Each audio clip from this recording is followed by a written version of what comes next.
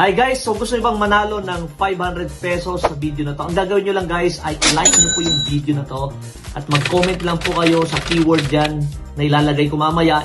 I-comment nyo yan sa comment box at pipili po tayo ng winners po natin ng 500 pesos sa video na to. And guys, meron po tayong, yung partner natin nagbigay po ng ating giveaway which is yung Honor tablet. Makikita nyo ngayon dyan sa screen. Yan po yung giveaway natin. Wow. Make sure guys na mag-subscribe kayo sa aking YouTube channel para may chance po kayo manalo sa Honor tablet na ibigay ng ating mga sponsors.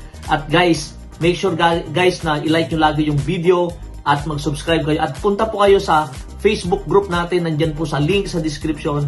I-post nyo lang po yung mga comments nyo doon at pipili po tayo ng winners po natin ng Honor na tablet. Hi guys, what's up? So ngayon guys, 2024 na at itong video na to ay gusto kong i-share sa inyo yung meron akong 5 passive income ideas na malalaman nyo inside this video. So marami guys ang mga options or paraan kung paano tayo kumita ng pera online. Pero guys, itong mga ituturo ko sa inyo, ito ay passive.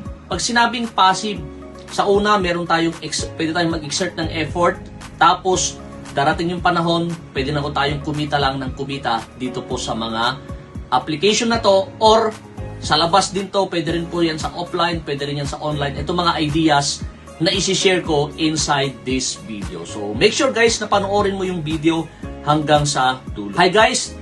Kung bago lang kayo sa aking YouTube channel, my name is Mark from Pinoy Influencer. Ang channel ko po ay nagtuturo kung paano kayo kumita ng pera online, tutorials, motivation, trading at mga investment. Kung gusto mo yung mga ganong klase ng content, consider subscribing by hitting the subscribe button at i-on mo na rin yung notification bell. I will notify and update you kapag may bago akong upload na video. Ma-appreciate ko rin kung i-hit nyo na agad yung like at i-share nyo to sa lahat ng kilala nyo na gustong kumita ng pera online. Huwag na natin patagalin guys, let's go! So ito yung unang-una guys na passive income ideas. Ito guys, personal, meron po tayong kita dito at ito ay 5 years ko nang ginagawa etong passive income na to. So ano ba yung passive income na i-share ko sa inyo? Sa una, number 1 sa akin for passive income is walang iba guys kundi yung pinapanood nyo ngayon, YouTube. So guys, 2018 nag-start ako mag-YouTube. So ngayon 2024 na. So magsi 6 years na ako dito and yung mga videos na ginawa ko noong 2018 hanggang ngayon guys, meron pa rin tayong nare-receive doon na maliit, hindi ganun kalaki, pero meron pa rin tayong kita doon sa mga videos natin na ginawa 2018, 2019. Na-monetize kasi ako 2019. Pero nag-start ako mag-upload ng mga videos ko 2018. Hanggang ngayon guys, meron tayong nare-receive. Hindi man ganun kalaki, pero meron pa rin akong passive income sa mga videos na ginawa ko way back 2018, 2019, 20, 21, 23. Meron pa rin tayong kita. Kaya maganda po mag-start po ng YouTube. Alam kasi ng iba, doon lang pwedeng manood. Pero ang totoo, ang YouTube is second search engine po yan. Okay? Meaning, ibig sabihin, kapag meron silang sinesearch, ang next sa Google, susunod ay mga videos. Halimbawa, gusto nilang kumita ng pera. Okay, Google lalabas yan, next na kaagad yan po ang search engine na YouTube. Kaya, pwede kayo mag-start na ngayon ng YouTube. Napakadali lang. Wala kayong ilalabas na pera. Ang gagawin nyo lang guys, just share kung ano yung naiisip nyo, ginagawa nyo. Ang totoo, marami nang gumagawa niyan. At siguro yung mga videos ko 2018, yan ang itinuturo ko. Gawa lang sila ng videos na i-share nila kung ano yung ginagawa nila. And ngayon guys, lalong-lalo yung mga shorts, napakabilis gumawa ng video. Yan yung first na passive income ideas na hanggang ngayon guys, ako personal, kumikita ako dyan. Pangalawa, so ano yung pangalawa na gusto kong i-share na passive income ideas ngayong 2024? Walang iba guys kundi yung affiliate marketing. Alam nyo guys, ang affiliate marketing napakadali po yan. So maraming mga companies ay pwede ho tayong sumali dyan. Okay, yung affiliate marketing program nila. It's 100% free. Karamihan guys, libre lang po sumali sa affiliate marketing. Paano ba nangyayari yan? Ganito lang po yung sistema dyan sa affiliate marketing. Okay, mag-join po kayo. Join kayo sa affiliate program nila, email, and then magkakaroon kayo ng dashboard. At kapag may dashboard na po kayo, bibigyan po kayo ng specialized link. Yung link na yon, isi-share nyo lang po yon. Halimbawa, ano ba yung mga affiliate na number 1 na pwede kong i-share sa inyo, yung Shopee and Lazada. Yan po yung number 1 na affiliate guys, na kung saan pwede ko tayong kumita ng passive income. Kasi bakit? Merong tinatawag nilang cookie. Yung mga affiliate na yan, may cookie po yan. Ano ibig sabihin ng cookie? Ibig sabihin, 24 hours, yung link nyo na yon, kahit di sila bumili nung clinic nila yon, and naisip nila sa kinagabihan, okay, pwede pa rin po silang bumili at meron pa rin po kayong maliit na komisyon doon. Yan, napakaganda po yung affiliate marketing. Okay? So, tuloy-tuloy po yan. Kasi bakit? Kaya nagiging passive siya. Kaya may mga videos ako sa aking YouTube channel, isineshare ko doon yung mga ideas na mga affiliate mismo sa mga iba't ibang mga website. Pwede ho tayong sumali dyan. Marami akong videos previously, i-review nyo lang. Marami kong isinare na kung saan pwede ho kayong kumita or pwede po kayong sumali sa mga affiliate network na libre at pwede kayong kumita. Marami na po akong proof na ipinakita po sa mga videos ko yung mga kinita natin sa ating pag-a-affiliate. And the good thing, sabi ko nga, 100% libre and passive na po yan. So mag-exert lang po muna kayo ng effort, and then pag nakapag-build na kayo ng maraming mga nag-click doon sa link na yun, meron po kayong kita.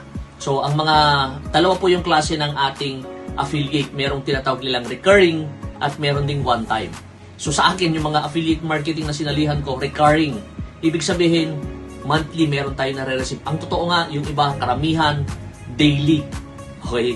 So one time ko lang siyang pre-promote, and hanggang ngayon guys, kumikita tayo sa ating mga affiliate marketing network na sinalihan. Okay? So pangatlo, ano naman yung pangatlo na ma-share kong passive income ideas? Walang iba guys, ako guys mismo, kasali rin dito, pwede po kayong mag-join sa mga cooperatives. Ano yung cooperatives? So pwede po kayong sumali sa mga co-op, yung tinatawag nilang co-op. Okay, may mga online, meron ding offline. So sa inyo, kung kayo viewer, pwede kayong mag-join. Hanapin nyo po yung mga cooperative sa inyong bayan o sa probinsya nyo. So pwede po kayong kumita dyan from 8% up to 20% per annum na dividends. So depende po sa kung gaano kaganda po yung cooperative na sinalihan nyo. So sa amin, based on my experience, so naglalaro po yan ng 8% to 20% yung mga cooperatives. Pero make sure guys na ito po ay stable na. So yung sinasabi ng mga kasama natin, at least 10 years. Pero pwede na rin po yung 1 year, at as long as maganda po yung track record ng cooperative na yon. And wala na po kayong gagawin doon. Maglagay lang po kayo, mag-sign up po kayo, mag-join po kayo doon. Okay, may dividends yearly. So ibinamimigay po nila yung dividend doon na yon or yung profit ng company, isi-share po sa lahat ng mga regular member at saka mga associate member. Dito po diyan po sa cooperative na sinalihan nyo. Kaya make sure guys na magharap kayo ng legit. Pwede pong magiging passive income ideas po natin yan. And number 4. So ano yung number 4 na passive income ideas na pwede nyo pong gawin ngayong 2024? Walang iba guys kundi yung high yield na online banking. Napakarami na ho, hindi na iisa. Sobrang dami na po yung mga application na yan na kung saan pwede ho tayo mag-join. Napakataas po yung interest. So naglalaro po yan ng 4.5 at 2.5% up to 14%. Meron yata yung iba. Okay, ano yung mga yun, Mark? So una, pwede po kayo mag-join sa, meron kayong application na Kumu. 2.5% po yan, binibigay ng Kumu. Pwede rin po yung GoTime. Ang GoTime po, yan po yung ng Robinson. Yan po yung online banking ng Robinson. Uno Bank. So, C-Bank. Yung mga yan, meron pong 6% yata yung mga yan. So, punta lang po kayo dyan sa application, hanapin nyo yung mga bank na yon, online banking na yon. Ilagay nyo lang po yung pera nyo doon. And the good thing guys, anytime pwede natin ilabas. Okay? Pwede nyo pong ilabas yung pera nyo doon sa online banking na yon at pwede po siyang magka-interest compared dun naman sa bangko na baka tanong nyo sa akin, Mark, bakit napakalaki ng mga interest na ibinibigay nila? So wala kasi silang overhead expense na. Meaning, wala silang office, wala silang empleyado na babayaran pa. So yung overhead expense nila maliit, kaya ibinibigay nila as interest sa mga depositor po nila dun sa kanilang online banking. Kaya napakaganda ho na maglagay ng pera dun sa online banking na yon. Pero napakarami na rin po dito sa Pilipinas. And number 5, walang iba guys kundi yung pera natin, pwede, pero syempre pag sinabing invest, meron siyang katapat na risk. Okay, so ang katapat niya, medyo mas mataas yung interest, mas malaki rin po yung risk. So, Mark, ano yung mga pwede kong invest? Pwede ho tayo mag-invest sa stock market. Kung may idea po kayo doon, pwede na po kayo doon kasi meron pong tinatawag nilang dividends din. Okay, every 3 months, ibinamimigay ng company yung mismong dividends ng inyong stock na nabili. So, depende kung ilang share yung nabili nyo. Okay, so madalas, every 4 or every 3 months, quarterly, namimigay yung iba. Pwede rin po yung mga rate, real investment trust. Okay, so yung 90% ng yung mga rentals dun sa mga ipinatayo ng mga rate na yon, ipinamimigay sa mga investors. Okay, naglalaro yan, depende kung gaano kaganda po yung mismong company na yon na nag-o-offer ng rate. Okay, and pwede rin ho tayo sa cryptocurrency. Ano ba yon? Yung scam? Hindi. So, ito po ay pwede kayo mag-stake. Bibili lang po kayo ng isang cryptocurrency, i-stake nyo po yung crypto nyo na yon, meron po siyang reward. So, yung reward na yon, so hindi po magagalaw yung pera nyo, yung reward, pwede rin po i-convert yan sa pera na po yun. So, staking, hanap po kayo ng mga cryptocurrency na may staking, stake nyo lang po yung pera nyo doon, may reward po yun, daily, at meron ding mga monthly na reward na nare-receive. At pwede na po nating i-convert yun sa ating peso. So, ito lang yung 5 na passive income ideas 2024 na pwede nyo nang simulan ngayon. So, ito lang ang i-share. Sana nagustuhan nyo yung aking 5 passive income ideas. Thanks for watching and see you on my next video. Thanks and bye-bye.